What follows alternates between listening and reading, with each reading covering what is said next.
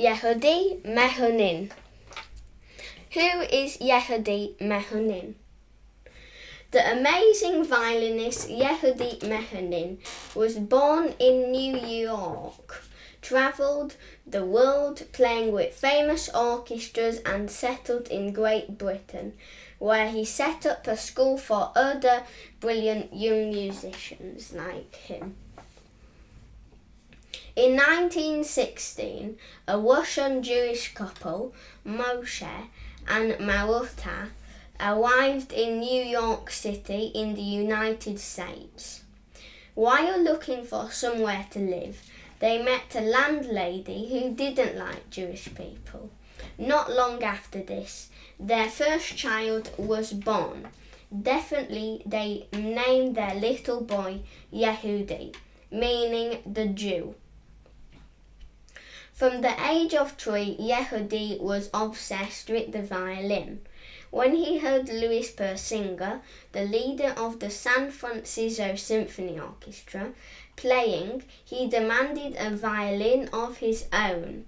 But when he was given a toy tin violin for his birthday, he threw it away, complaining that it didn't sing.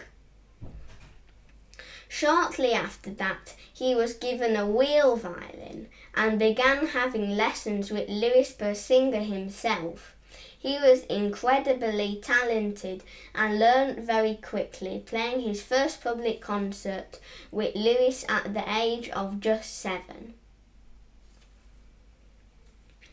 When Yehudi was 4, his sister Hepzibah was born.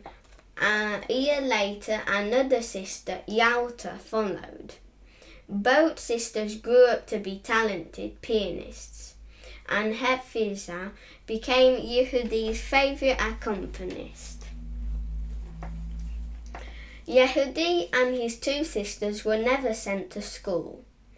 They studied at home with their parents, who were strict teachers and insisted on a lot of learning. After Yehudi's first concert, lots of people wanted to hear him play, and the family travelled to many different places to allow him perform. He went to study in Paris, France, and the Romanian composer and violinist Georges Enescu. Yehudi became very fond of Georges and worked with him all his life. In 1927, when Yehudi was 11, he played Beethoven's violin concerto at the well-known Carnegie Hall in New York. All of a sudden, he was famous. After that, he toured concert halls around the world, playing music by composers like Brahms, Mozart, Bach, and many others. Yehudi, aged 16, played the English composer Edward Elgar's violin concerto, with Elgar, aged 75, conducting. This recording is still thought of as the perfect version of this concerto, against which all other performers are judged.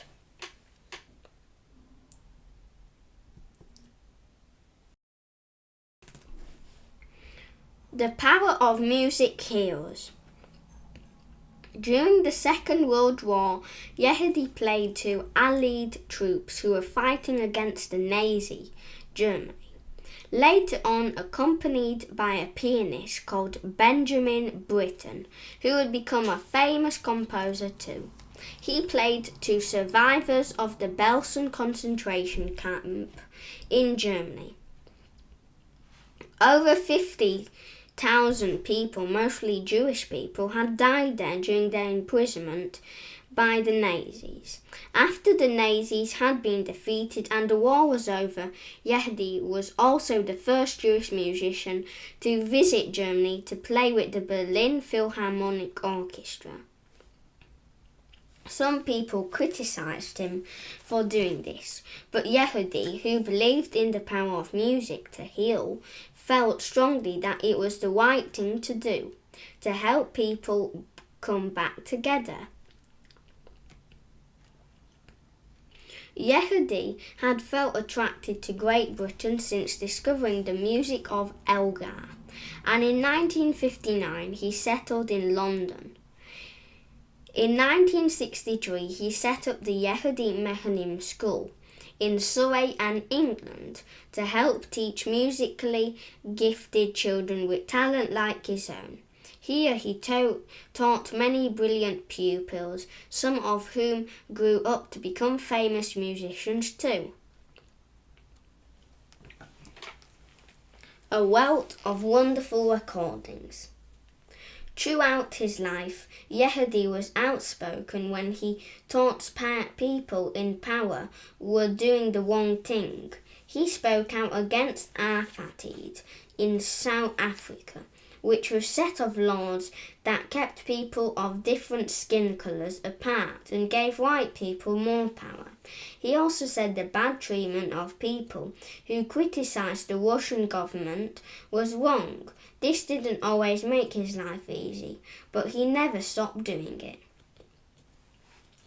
Yehudi loved the Western classical composers he'd grown up with, but he also was adventurous and keen to experience other types of music. He enjoyed playing jazz music and exploring Indian music with the famous sitar player Ravi Shankar. In India, he also fell in love with yoga, which he practiced daily for the rest of his life. As he grew older, the arm he used to hold his violin bow became weaker, so he did more conducting than performing. Leading many of the world's most famous orchestras, he was made first Sir Yehudi and then the Lord Menuhin, but he preferred just to be known as Yehudi. Yehudi died in 1999, leaving behind hundreds of wonderful recordings and the joyful memories of his students and people who had his extraordinary performances.